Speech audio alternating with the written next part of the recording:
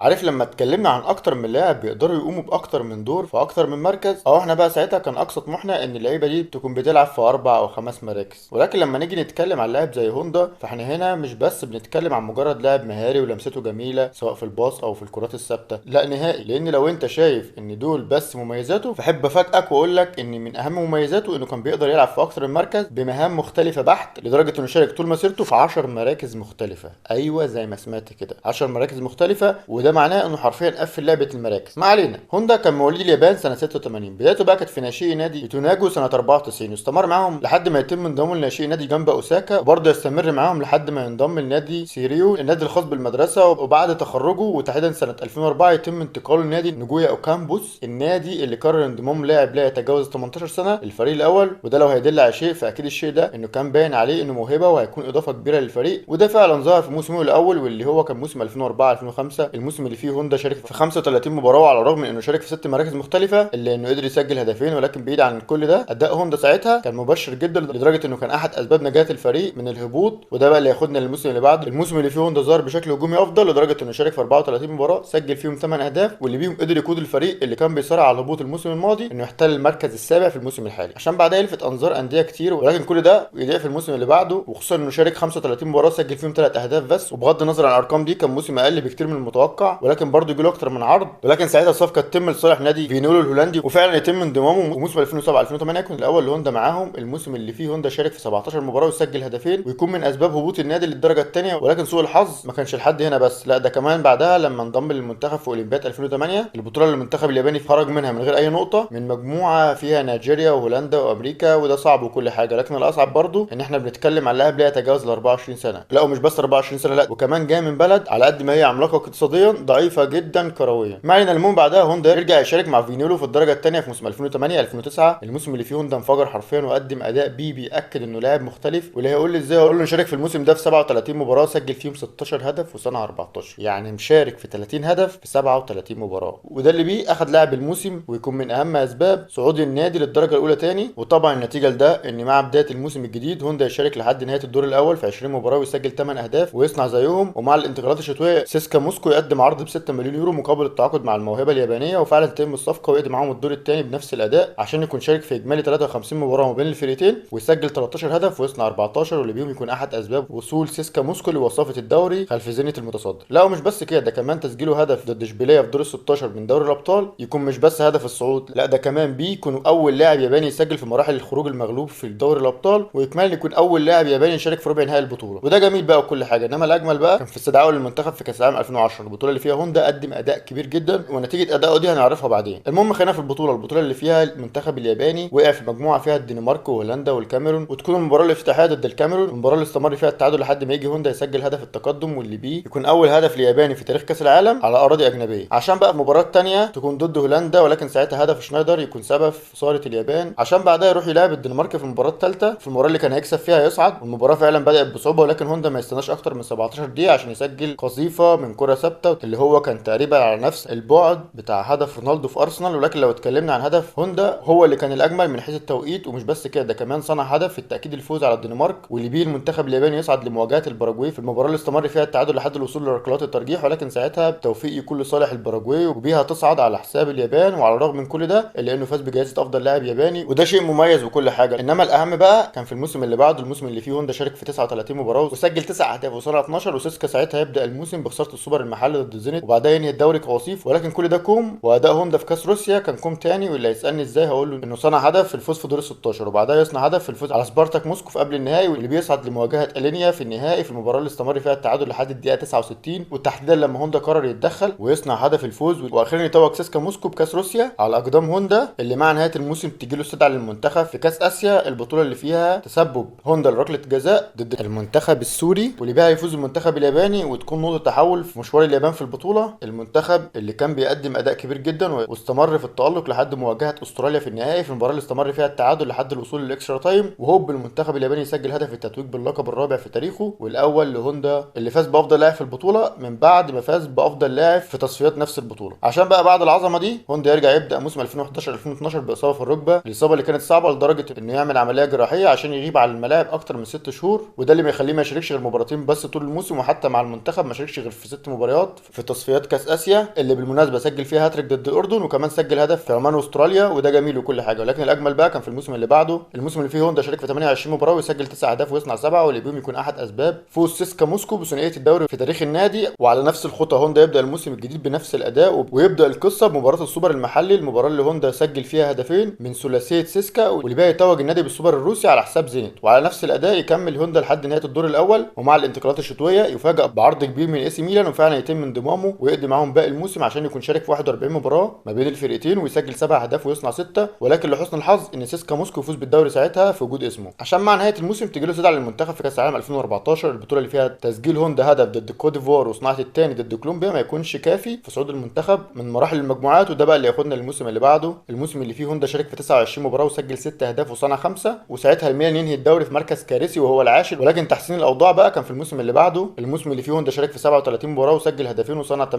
واللي بيه بيكون احد اسباب صعود ميلان لنهائي كاس ايطاليا، وتحديدا بعد ما سجل هدف وصنع الثاني في المباراه الافتتاحيه، وبعدها يصنع هدف ضد سامبدوريا ويكملها بالصناعه في مباراه الربع ونص النهائي، واللي بيها يصعد الميلان لمواجهه اليوفي في النهائي في المباراه اللي استمر فيها التعادل لحد الوصول للإكسترا تايم. وقبل نهايه الشوط الاول يجي موراتا يسجل هدف الفوز في الوقت القاتل، واللي بيه يتوج اليوفي بطلا على حساب الميلان. ولكن لو اتكلمنا عن الحسنه الوحيده في الموسم ده فبالتاكيد هتكون في تصفيات اسيا لكاس العالم. وده ليه بقى؟ ده لان هوندا قدر يسجل في 6 مباريات متتاليه، عشان بعد العظمه دي هوندا يبدا الموسم اللي بعده بوضع عجيب، وهو انه ما كانش بيفارق الدكه لدرجه انه شارك طول الموسم في 9 مباريات فقط، لا وكمان كلهم كان بديل الاوقات الاخيره. وحتى فوز الميلان بالسوبر المحلي يكون في عدم وجوده، والنتيجه لده انه يقرر الرحيل عن اوروبا وينضم نادي باتشوكا المكسيكي، وفعلا يبدا موسم 2017 2018 بعوده في جزء كبير من مستواه، لدرجه انه شارك في 36 مباراه سجل فيهم 13 هدف وصنع 8، واللي بيهم يكون احد اسباب في وصول النادي لنهائي كاس المكسيك. ولكن ساعتها يخسر ضد النادي مونتري، عشان بعدها تجيله استدعاء من المنتخب في كاس العالم 2018، البطوله اللي فيها بعد تسجيل هوندا هدف ضد السنغال وصناعه الثاني ضد كولومبيا يكون السبب في صعود اليابان لمواجهه بلجيكا في دور 16،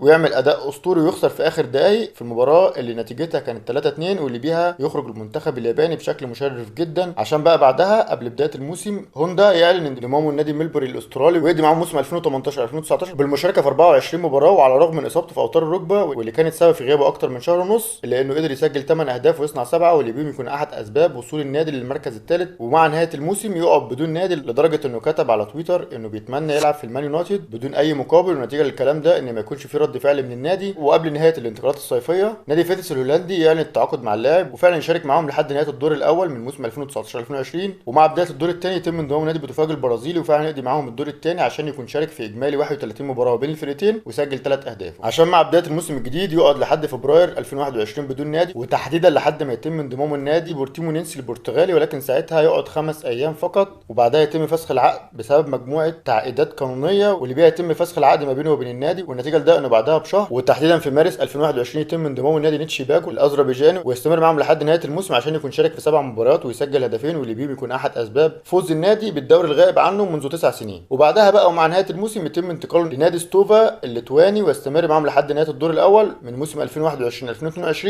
ويشارك في 6 مباريات وما يسجلش فيهم غير هدف وحيد، وبعدها يفسخ العقد مع النادي وهو مستمر الى الان بدون نادي. ولكن هو كلاعب كره قدم مش من اهدافه الاستمرار في الانديه وتحقيق البطولات، لانه عنده مشروع اهم بكتير وهو النهوض بكره القدم في دوله كمبوديا. ايوه هو المنتخب اللي بتشوفه في التصفيات بيخسر بال10 وال14 في اسيا، وهو ده بقى سبب قناعته بانه يقدر يعمل حاجه، وتحديدا عن طريق انه مؤسس اكاديميه هناك، وهو نفسه رئيس المنتخب لدوله كمبوديا. والحقيقه ده من اعظم الاشياء اللي اتكلمت عنها في نهايه مسيره لاعب. ولكن العظمه دي مستحيل تنسينا ارقامه اللي فيها هوندا شارك مع الانديه في 501 مباراه وسجل 105 هدف وصنع 81، وفاز فيهم بالدوري الروسي مرتين والاذربيجاني مره، بالاضافه للفوز بدوري الدرجه الثانيه في هولندا، وفاز كمان بكاس روسيا مرتين والسوبر الروسي والايطالي مره، وده مع الانديه. اما بقى لو رحنا لمشاركاته مع المنتخب واللي تتمثل في 100 مباراه ويسجل فيهم 38 هدف ويصنع 23، وفاز معاهم باهم بطوله في طول مسيرته وهي كاس اسيا. وبس يا سيدي بكده وصلنا لنهايه الفيديو. طبعا لو عجبك الفيديو ما تنساش تعمل لايك وتقول لنا بقى تحب نتكلم عن مين الفيديو الجاي. سلام.